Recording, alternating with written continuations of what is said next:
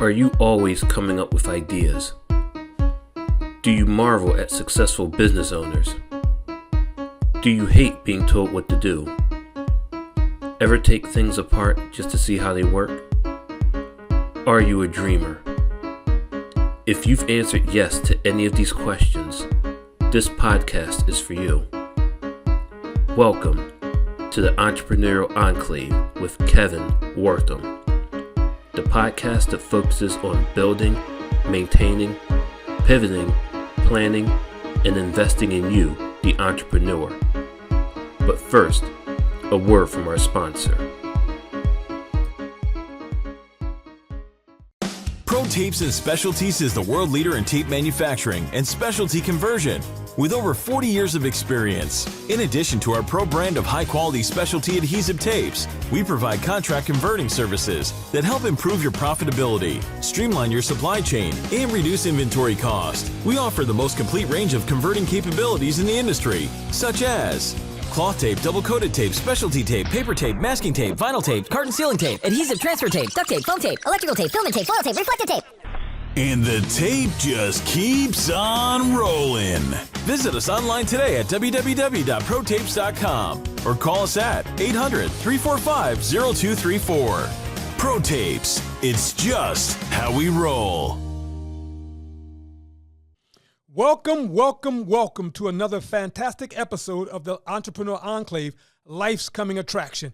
I am your host, Kevin Wortham, and today I've got this most wonderful, remarkable woman, my attorney, Searra Hazel Esq. What's going on, girlfriend? How are you today? I'm well. How are you, Kevin? And Esquire, I'm sorry. I didn't mean to call you girlfriend. I'm sorry. It's okay. Oh, God. So this is what we're going to do. When you are an attorney, what does that mean and how did we get started? So when you want to become an attorney, you first have to go to college for 4 years and get your bachelor's degree. Yes. It doesn't necessarily, you're not required to major in anything in undergrad. Yes. Once you finish that degree, then you apply to law school. And once you're accepted, you have to, attend 3 years of law school. Sometimes it's 4, depending on whether you double major in like a Juris Doctorate or in a MBA, which is a Master's of Business Administration.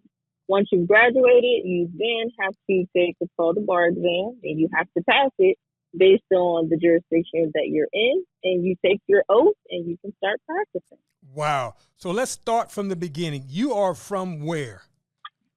I am from Trenton, New Jersey. I graduated from Trenton Central High School in 2009. All right, let me stop you again. Let me stop you. I want folks to know that good things can come from Trenton, New Jersey. Searra Hazel Esq. is living, breathing truth of such. And so we just thank you and we celebrate you, Searra. But continue. I'm sorry. I really appreciate that. Yeah, so I went to Trenton Central High School main campus. I graduated in 2009. I went on to attend Howard University, and I graduated in 2013. I was a political science major, philosophy minor. Then I went on to North Carolina Central University School of Law, and I graduated in 2007. Wow. And so why did you want to become an attorney? Why did you want to practice law? I mean, when I first thought about it, I thought I wanted to be like a corporate attorney working behind the scenes. But I really just wanted to help people. So I'm not really behind the scenes at all now. I spend a lot of time in court. So that means you are not afraid to go against someone face to face. Right. I'm not. Yeah. Right. No, I'm not afraid. I thought that I would be when I first started out, but I guess the more you appear in court and before the judge, you get more comfortable with it. Yeah. Your level of confidence is going up, right? Correct. And so you being an entrepreneur and you being an attorney, what would be some of the advice you would give young folks out here who are looking to follow in the same path? I think that what's most important about becoming an entrepreneur, whether you're a lawyer or, any other area, you just have to have a plan. I think it's important to have a plan. You have a starting point, yes. What you want to do. I think the first thing you need to figure out is what exactly you want to provide. If you want to provide a service, I think that it's important that you master it or yes. you get to the point where it's almost perfect. You need a plan. Who's your target audience? What does it take to reach out to them? Marketing is important as far as the plan. Okay, and so currently, your firm, you handle what types of cases, what types of law are you practicing, I guess?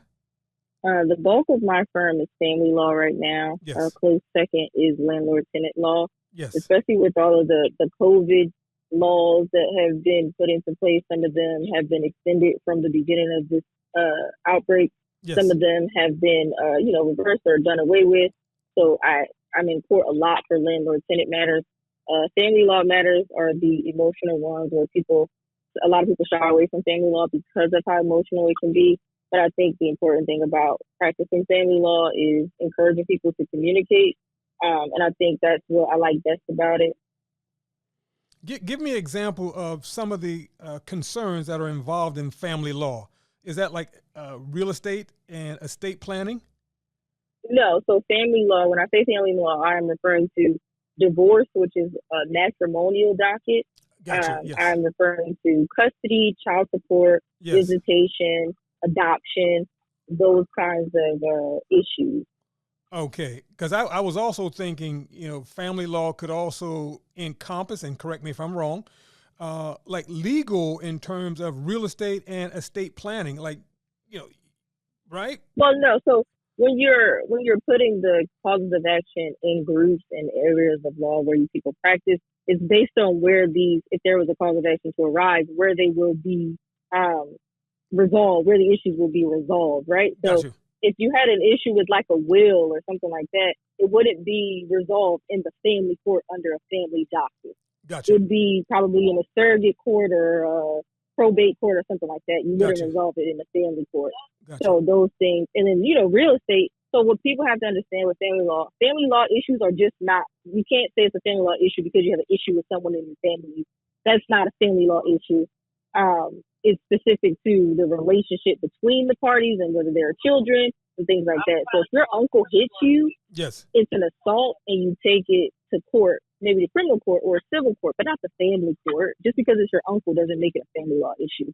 Gotcha. Now I want to jump back to this this real estate and estate planning, and the reason why I say it is because of COVID, I've seen a lot of folks pass away. And when they pass away, there's been no will, there's been no estate planning, and the families are left holding the bill or wondering, what's my inheritance? So can you speak to that briefly?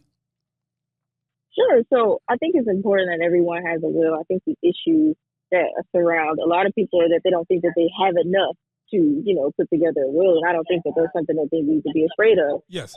Wills, they tell you what needs to be done with your belongings at the time of death so that the state doesn't come in and do something that's contrary to what is in your the testator's best interest. Like the person who passed away, Yes. you get to actually carry out their issues and not what the state wants them to do. Yes. So, if you don't have a will, it's called dying intestate. And in New Jersey has intestate succession laws. So there are laws that come into play that tells you how to dispose of the person's, assets, as opposed to doing what the person probably would have wanted to be done. Wow, Searra, wow, you are so smart, man. I'm so excited that you are on this show, huh? Yeah, I think that I'm just well read. Yes. In law school we take a class called Decedent's Estate, so Yes. you learn, the importance of a will. You learn what happens when you die without a will. So I think it's important that whoever you are, put your wishes to writing, so that your family won't be wondering what was supposed to be done with your things. Yes. I mean, there may not even be an inheritance, but that's not the only thing that's included in a will. You can write a will and put in your will where you want to be buried, how you want to be buried, what funeral home you want to do the burial. All of that stuff goes into the will. It's not just about disposal of assets. No, this is good. But I guess the other part that I was saying or trying to say is that your maturity exceeds your age as well as your wisdom. Man, this is fantastic. And, so I've watched you grow up. And so that's why I'm so humbled and excited to have you on this podcast, because I want your energy to inspire. I want your path to inspire other young folks. And I would love for you to, at another point in time, I would love for you to come back on the show. I would love for you and I to do something in person where young men and women can hear you and meet you and just feel your energy and be encouraged by your process and how you've come this far by faith. I really appreciate that. Yes, because yes. I think it's important that a lot of the people from our city, from Trenton, New Jersey, they are encouraged. You know, a lot of the things that happen in the city may cause them to be a little disillusioned, and they don't necessarily see a way out. Yes. So they may engage in things that are not necessarily in their best interest. I think it's important that they have people that they can look up to, that they can talk to, that they can be inspired by. You know, see that what their dreams are may, you know, it's quite possible that they come to fruition. I mean, I'm the only lawyer in my entire family. I'm not necessarily sure if I would have been, you know, I'm the first of my mom's children to graduate from high school, in college, and then now I'm a lawyer. Yes. So, I mean, on the outside looking in, people probably thought that would have been impossible for me, but it happened, and I feel like it can happen again if you really want it. But Searra, why did it happen? What was your driving force for you never to give up? What was that? I mean, I had a praying grandmother, a praying mother, just to continue the encouragement. And I think that's what some people are lacking, and it makes it difficult when you don't have someone rooting for you. Yes. Wow. Because I know that recently, the past year and a half, you lost your grandmother. Yeah. Right. Yeah. And so when you lose your number one supporter, your number one cheerleader, your life can be topsy-turvy. But she inspired you, and I guess she still continues to encourage you to be the very best. What was that like, having your grandmother around you constantly? I mean, it was awesome. I mean, you always had a cheerleader. You always had somebody that you can look to that worked hard. I mean, she wasn't a lawyer, but she inspired me to work hard. And you have to be, able to push through and work hard if you want to be an attorney. Absolutely. Because it's not easy. Like, studying law and going to law school is not easy. Taking that bar exam and hoping that you pass it is not easy. Studying for the bar exam wasn't even easy, but it had to be done. Now, let me ask this question. I want to come back to that. Why did you choose to go to a historical black college? I mean, I kind of just wanted to be around people who look like me, who may have shared the same experience as me. Okay. I mean, that's for the most part, that's what it was. Okay. And that was an overall good experience for you, though? Yeah, I think it was a wonderful experience. Okay. I mean, I had teachers who, reminded me a lot of my family members who pushed me probably, harder because they saw potential in me that I probably didn't see myself at the time. So that was an overall good experience for me. And then I mean, we hear a lot about, HBCUs being underfunded, and we see a lot about, some of the shortcomings of HBCUs, but a lot of great people have come from HBCUs. Very true. Now, you left Trenton. What made you come back to Trenton? I just think that it's important to be present in the spaces that you want to help people progress. Okay.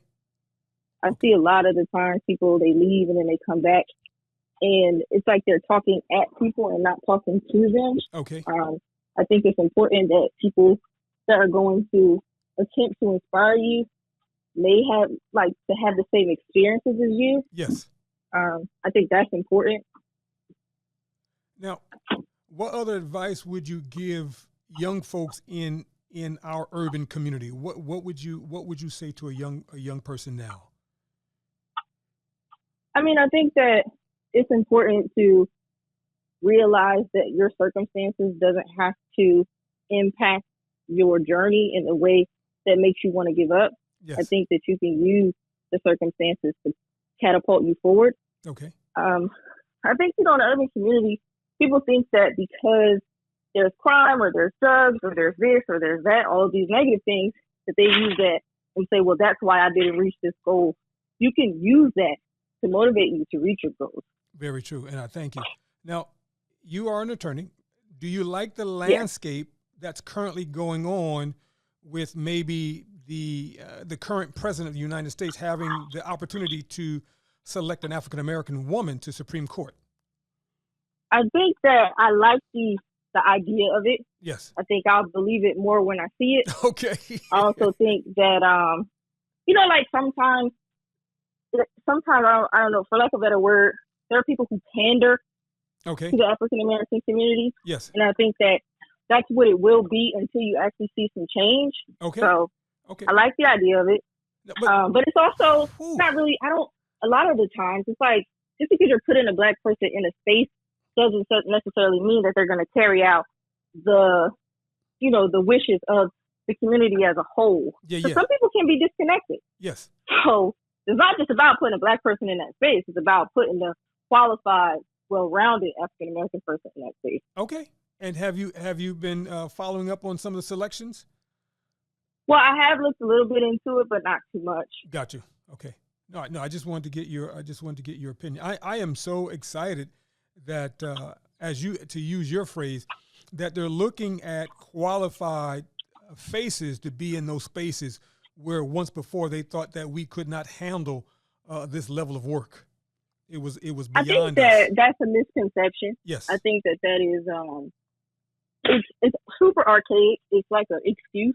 Yes. It's not that we can't handle that level of work. We haven't been given an opportunity to show what we can do. Very we true. haven't even been allowed in certain spaces until recently. Yes. So you can't tell me what I can't do if you won't allow me to show you what I can do. Wow. Spoken like a real champion that I know that you are.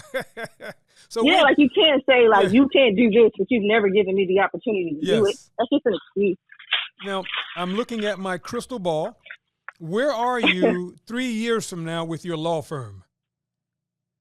So right now, I am practicing on my own, but I also have a part-time job. Yes. So 3 years from now, I'm hoping that I can let that part-time job go. Yes. Have an associate, at least one associate, because I've been doing a lot lately. Yes, you and have. I'm stretched.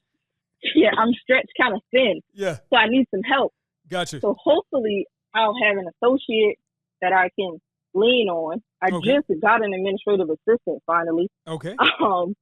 But yeah, hopefully I can expand the firm in a way that I can help another person or another young attorney, be able to practice law with someone who looks like them, someone who can teach them. Obviously, I don't know everything, but help them get to a point where they can realize their dreams as well as I'm doing the same thing. Okay. Well, certainly, if I have anything to do with it, I am going to help you dot the I's, cross the T's, and make those connections, because I've got some friends that are really looking to collaborate and to connect and really use your services. So we're going to make sure we make that happen. Okay, here we go. Another question. Same crystal ball, right? 10 years from now, how large is your firm, and what are some of the cases that you're covering?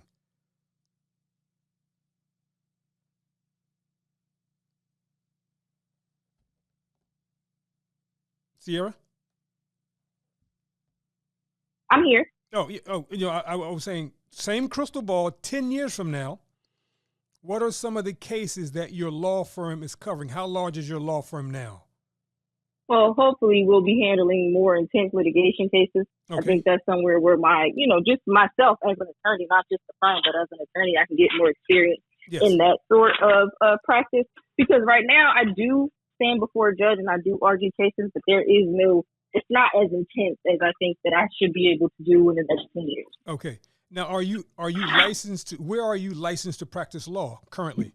I am licensed to practice law in the state of New Jersey only right now. Okay. I may be expanding into Pennsylvania soon, but that just means I have to take another bar exam. And the first time I took it, thank God I passed it the first time, because it was a task. Wow. So every state has its own laws, and are there any laws that give you that has reciprocity with New Jersey? So you have your law license in New Jersey, they will give it to you because you have your law license in New Jersey? Are there any states like that? They have what's called a uniform bar exam, and that's the one that I took. So some jurisdictions are accepting of the uniform bar exam score, yes. But it just depends on what their score is. So you can take the uniform bar exam in more than one state, but each state has their own score that you have to meet before you can waive into their state. But Pennsylvania does their own thing, so they have their own separate bar exam. They do not do a uniform bar exam. They may be doing it soon, but as of yet, no. All right. So with the time, so first of all, using this platform, is there anything else you would like to share to the listening audience, or to a young man or a young woman who's perhaps listening as well? Anything you would like to share with them? I would just like for them to be encouraged. Yes. It's easy to be discouraged in this climate. And it's not just in Trenton. I think it's just in the world. Okay. In the world, we are struggling to remain encouraged because of all of the things that are happening, Yes. I would just ask that they be encouraged, write down your goals, check them off as you meet them. You don't have to broadcast them every time because you never know who you're talking to. Yes. And not everybody wants the best for you. And not everybody wants you to meet your goals. Very I know that's true. a hard truth, Yes. but you have to be careful who you're articulating those goals to, because they may be, after you're telling them what they are, they're either thinking that they don't want you to meet them, or they're actually mouthing that. They're mouthing those words into the universe. Wow. So I ask that you be encouraged. Yes. I ask that you continue to meet the goals, and then you don't be afraid to ask questions. Okay. Now, what were some of the challenges that you had to face as an African-American woman and as an entrepreneur and as an attorney? What were some of the challenges you had to overcome and face and overcome? I mean, not seeing people who look like me. Okay. 2% of all lawyers in the world are African-American women. 5% of lawyers are Black. So it's just not a lot of us. Yes. So I had, going to court, asking if I was a stenographer was one that happened a lot to me. Sitting in the jury box during landlord-tenant court sometimes, they would say, only lawyers sit here. And I would have to say, well, I am the lawyer. Yeah. So, little things like that. Yeah. I don't think I had to deal with it much when I was in law school because most of the time everybody looked like me. So, Okay. But for me to step into a space that is predominantly, not African American, Yes. You just kind of got to prove yourself, right? So you got to work a lot harder more often than not. And I don't mind working hard. That's just what it is. Yes. It's like an unwritten rule that we have to work 3 times as hard if you're an African American woman. Absolutely. So I just do what I have to do. Okay. And then I move forward. Wow. Now, what? And then sometimes you run into people who are of African American descent. Yes. And, they don't want you to excel because they don't want you to do better than they are. Yes. So you kind of have to deal with that too. Got you. And what has been some of the challenges that you as a entrepreneur had to overcome? Being a solo practitioner is hard for me because sometimes you feel like you have to be at 3 places at one time. Yes. And it's only one. It's just me. Yes. Like it's only me. So I can't do that. Yes. I don't have any help yet. Like I can't rely on someone yet. I mean, I will. The goal is to, hire an associate, as I said before. But for right now, it's just more like time. Yes. I just never feel like there's enough time. And then when things come up, I have to respond very quickly. Yes. And I have other things going on. So it's just a matter of, managing my time. And then that time management, hopefully I can get some help to manage that time. Well, you respond very quickly to me, so you're doing good on time. Well, yeah, I do a really good job of communicating. Yeah, I never want, someone that I'm, in business with or, yes. Doing any kind of work with to think that they're not a priority. Yes. So I do my best to respond as much as I can or as quickly as I can. Now, my next question is, so is it important for a young person to have a mentor, and how important is that? I think that it is important to have Yes. a mentor. I don't think that it's going to make or break the person, though. Okay. I think that it's important to see someone in a space that you want to eventually be in. Okay. But if you don't have that, then I just think that you have to be able to encourage yourself, right? Okay. Because a lot of the times it's not what you know, but who you know. Absolutely. And if you don't know anybody, you might be placed at a disadvantage. But I don't want people to think that because I don't have a mentor, I don't deserve to be in these spaces. Very true. Got you. Because I struggle with communicating with strangers. Yes. Networking can be a little difficult for me because it requires a lot of small talk. I'm not good at that Okay, sometimes. gotcha. Like, I struggle with that because it's like, what are we talking about? Yeah. Like, I'm always wondering, like, why are we talking? Like, small talk, it's just difficult for me. Yes. That's a part of networking, and you have to do what you have to do to get into these spaces. So, I'm working on it Yes. and being more present. But I don't want people to think that you have to, dismiss who you are and, your personality to be in these spaces with other people. But Searra, at least you're being honest with yourself. Because sometimes when I go to these networking yeah, you events, have to be though. And the small talk, I'm like, why are we doing this? Right, like why are we talking? Like I don't want to engage in that, but that's such an important part. Yeah. Like you have to I mean, we're not kissing babies. We're shaking hands, though. Yes. Yes. So you got to shake the hands. You have to introduce yourself a million times. Absolutely. You have to, carry your business cards, because it's important to be present. Because you want people to know who you are and what you're doing. You want people to refer people to you. I'm not saying that you have to be rude. I don't believe that I'm a rude person. I just struggle with making, having a conversation about things that I don't necessarily care about. Yes. Got you. So now, as an attorney, do you find that people are more respectful of you now that they know you are an attorney, or you're just some woman off the street? like, who is this I don't woman? think that I've ever had a problem with respect per se. Like, I don't think that people. I've never had a problem with people disrespecting me. Gotcha. But I mean, people talk to you a certain way when they realize you're an attorney. Absolutely. Like they kind of realize that they can't just say anything to you. Yes.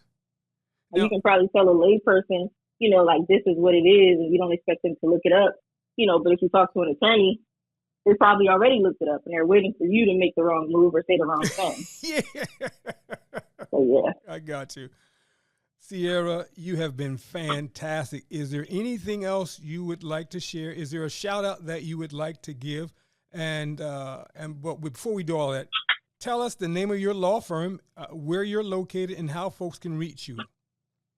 Well, the name of my law firm is the Law Office of Searra S. Hazel. I am, I work out of a co-working space in Trenton on 247 East Front Street. Yes. A lot of my consultations are done over the phone, but if you need to meet, that's where we'll meet you.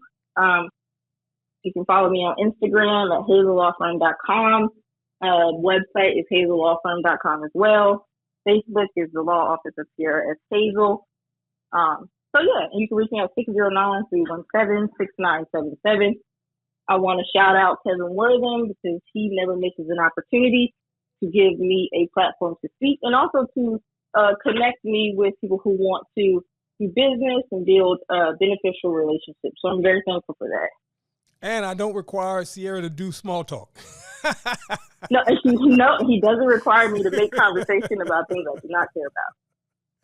Searra, I love you. Thank you for being on the show. Continued success, and we are going to connect and make some great things happen. Okay, thank you so much. You have a good one. All right, we'll talk to you then. Bye-bye. Okay, bye. That concludes another episode of the Entrepreneurial Enclave with Kevin Wortham, the podcast that focuses on building, maintaining, pivoting, planning, and investing in you, the entrepreneur. We hope you found this episode informative and enlightening. If you have any questions or comments about any of our episodes, please call 609-731-9311 or email kevin@minding-our-business.com. We look forward to joining us for our next one. Until next time.